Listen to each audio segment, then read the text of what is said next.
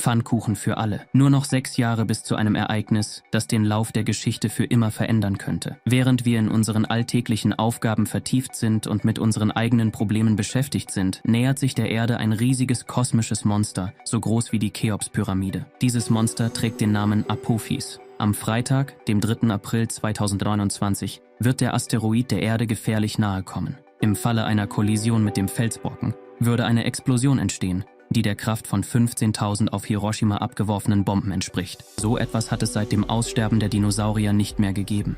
In dieser Ausgabe werden wir versuchen, herauszufinden, was uns erwartet. Hat die Menschheit eine Chance zu überleben oder stehen wir vor einem unausweichlichen Ende? Apophis ist ein Asteroid, benannt nach dem altägyptischen Gott des Chaos und der Dunkelheit. Zum ersten Mal wurde er am 19. Juni 2004 in der Kitt Peak Sternwarte in Arizona entdeckt. Gleich nach der Entdeckung stufte die NASA den Asteroiden als einen der gefährlichsten für die Erde ein.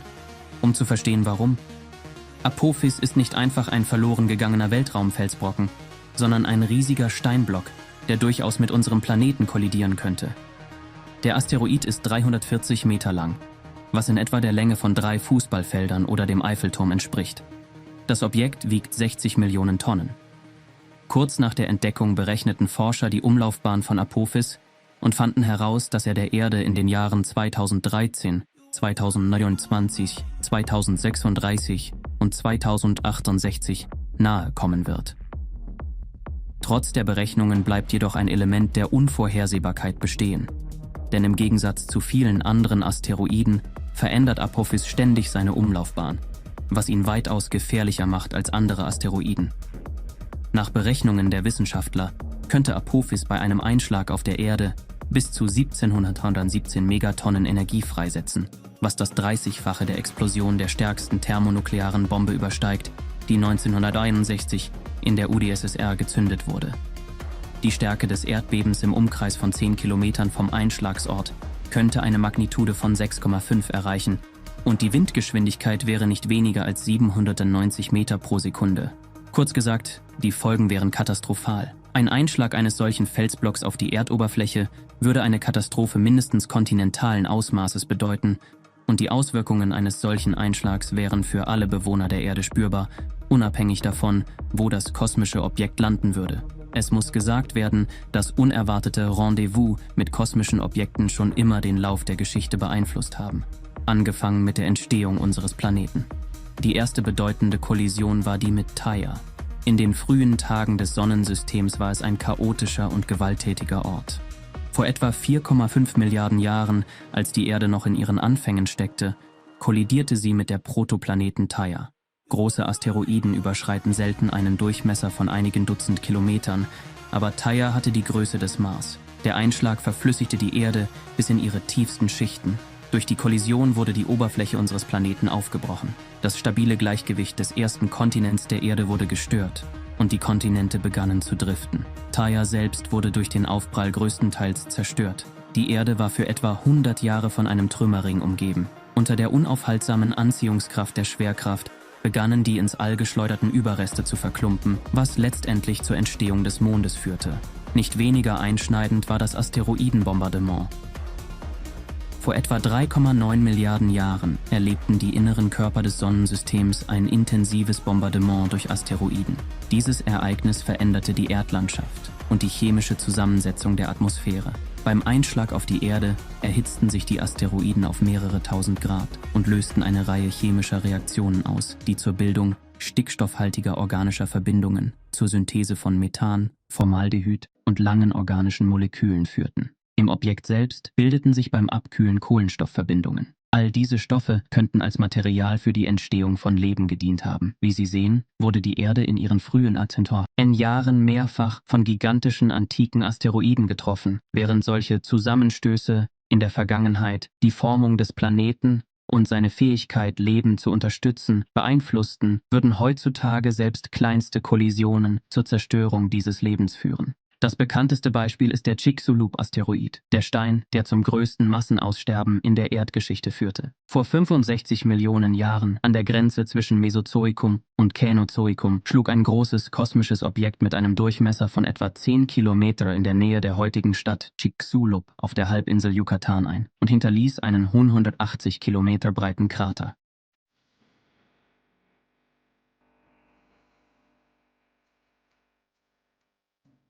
Der Chicxulub-Asteroid schlug im Wasser ein und löste eine Serie von 100 Meter hohen Tsunamis aus, die sich von Südostmexiko bis nach Texas und Florida erstreckten.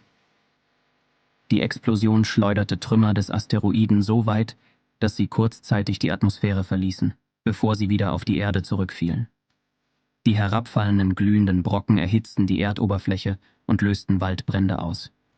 Danach folgten globale Erdbeben und Vulkanausbrüche. Eine Wolke aus überhitztem Staub, Asche und Dampf bedeckte die gesamte Erdoberfläche. Und für die nächsten 10 Jahre war die Erde von den direkten Sonnenstrahlen abgeschirmt. Die Temperatur sank, die Photosynthese wurde unterbrochen und die Nahrungskette brach zusammen. Dies führte dazu, dass 95% allen Lebens auf der Erde, einschließlich der Dinosaurier, ausgelöscht wurden. Ein weiteres Beispiel ist der Tunguska-Meteorit, der 1908 im Gebiet des Flusses Podkamennaya in Sibirien einschlug. Die Explosion, die die sibirische Taiga erschütterte, hatte eine Sprengkraft von etwa 50 Megatonnen. Das entspricht der Kraft einer Wasserstoffbombe. Die nachfolgende Druckwelle wurde von Observatorien auf der ganzen Welt registriert. Riesige Bäume auf einer Fläche von 2000 Kilometer rund um das vermutete Epizentrum wurden entwurzelt, und in den Häusern der Anwohner blieb kein einziges Glasfenster intakt. Noch mehrere Tage nach dem Ereignis leuchteten der Himmel und die Wolken in dieser Region. Ein weiteres beängstigendes kosmisches Eindringen ereignete sich im Februar 2013 in der Nähe von Tscheljabinsk. Ein 17 Meter großer Meteorit mit einer Masse von etwa 10.000 Tonnen trat mit einer Geschwindigkeit von etwa 18 km/s in die Erdatmosphäre ein. 32 Sekunden später zerbrach der Meteorit. In einer Höhe von 15-20 Kilometer kam es zu einer Explosion. Die Druckwelle zerschlug die Fenster in Hunderten von Gebäuden und über 1600 Menschen wurden durch die Glassplitter verletzt. Doch all dies ist nichts im Vergleich zu den möglichen Folgen, wenn Apophis auf die Erde treffen würde. Zum Vergleich: Der Tunguska-Meteorit hatte eine Größe von 50 Metern, Apophis ist jedoch 7-mal größer. Wenn er mit der Erde kollidiert, wären die Folgen global.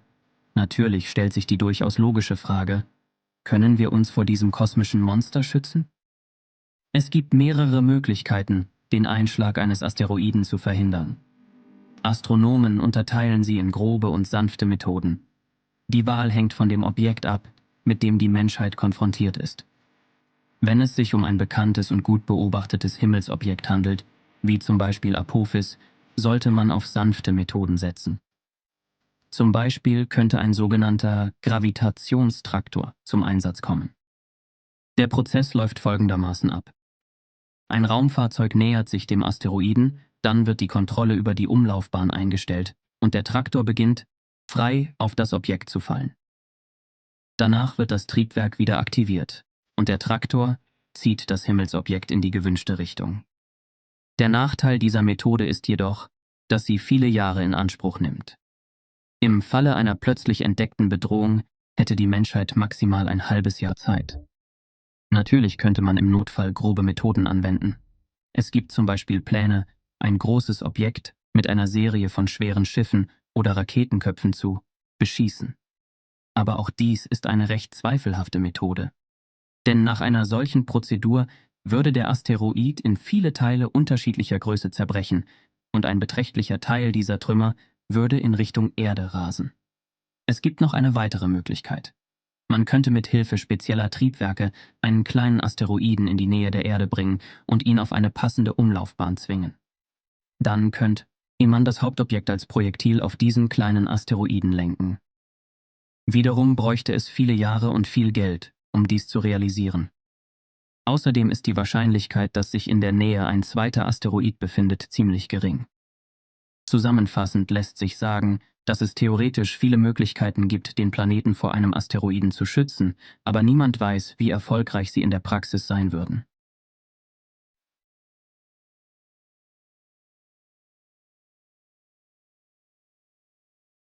Deshalb bleibt die Sorge darüber, was uns erwartet, falls die planetare Verteidigung versagt, weiterhin relevant. Was wären die Folgen eines Einschlags? Und könnten wir die Katastrophe überleben? Denn wenn Apophis auf die Erde stürzt, wird es zu einer Explosion kommen, deren Kraft 15.000 Hiroshima-Bomben entspricht. Es gibt mehrere Szenarien. Trifft der Asteroid auf das Festland, wird ein Einschlagskrater mit einer Tiefe von 400–500 Metern und einem Durchmesser von bis zu 5 Kilometer entstehen. Die dabei entstehende Druckwelle wird das gesamte Gebiet dem Erdboden gleichmachen und Millionen Menschen töten.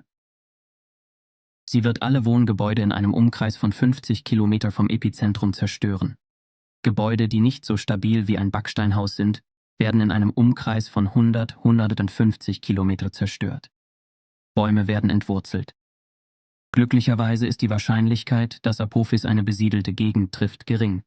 Das liegt daran, dass etwa 75% der Erdoberfläche mit Wasser bedeckt sind. Statistisch gesehen ist es daher am wahrscheinlichsten, dass Apophis im Ozean landet. Falls Apophis im Zentrum des Ozeans einschlägt, wird ein Krater mit einer Tiefe von 3 Kilometer und einem Durchmesser von 8 Kilometer entstehen, von dem aus Tsunamiwellen in alle Richtungen ausgehen. Der Sturm wird mehrere Stunden dauern. Doch dies wird ausreichen, um ernsthafte Folgen zu verursachen. Die Küste Kaliforniens wird von 20 Meter hohen Wellen getroffen, die 5 Tage lang das Festland bombardieren. Wenn der Asteroid näher am Festland einschlägt, könnte die Höhe der Welle in Küstennähe bis zu 500 Meter betragen. Eine Serie gigantischer Tsunamis, die dadurch ausgelöst werden, könnte die gesamte Westküste Nordamerikas von der Landkarte löschen. Unabhängig davon, wo der Asteroid auf der Erde einschlägt, wird der Aufprallstaub in mehrere Kilometer Höhe aufwirbeln, der sich dann über den gesamten Planeten legen wird.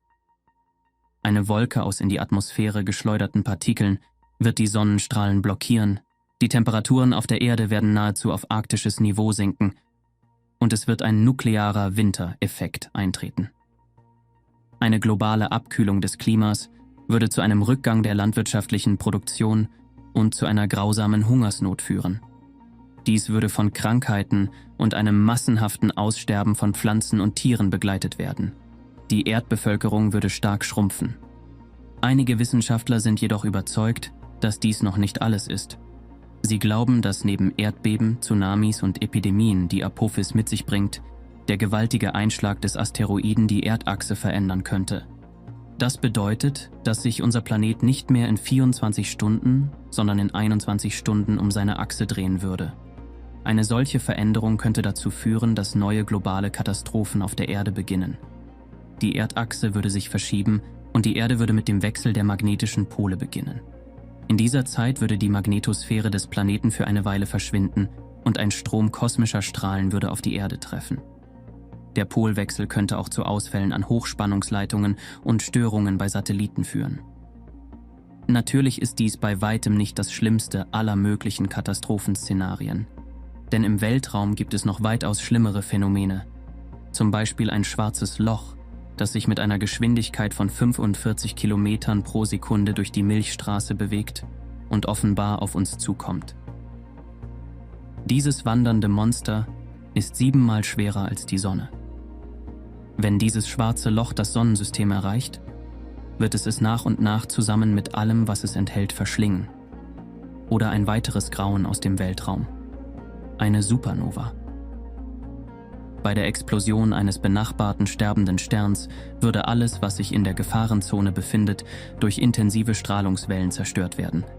Doch selbst wenn die Explosion 3b Milliarden Kilometer von der Erde entfernt stattfinden würde, wären katastrophale Folgen auf der Erde unvermeidlich. Kosmische Strahlen würden in die Troposphäre eindringen. Die gesamte Strahlenbelastung würde den aktuellen Wert um das Dreifache übersteigen. Letztendlich würde ein solches Ereignis zu Mutationen und zur Entstehung neuer Lebensformen führen. Insgesamt wäre das wenig erfreulich. Aber zurück zu Apophis. Wie real ist die Bedrohung? Wird der 340 Meter große Asteroid tatsächlich mit unserem Planeten kollidieren?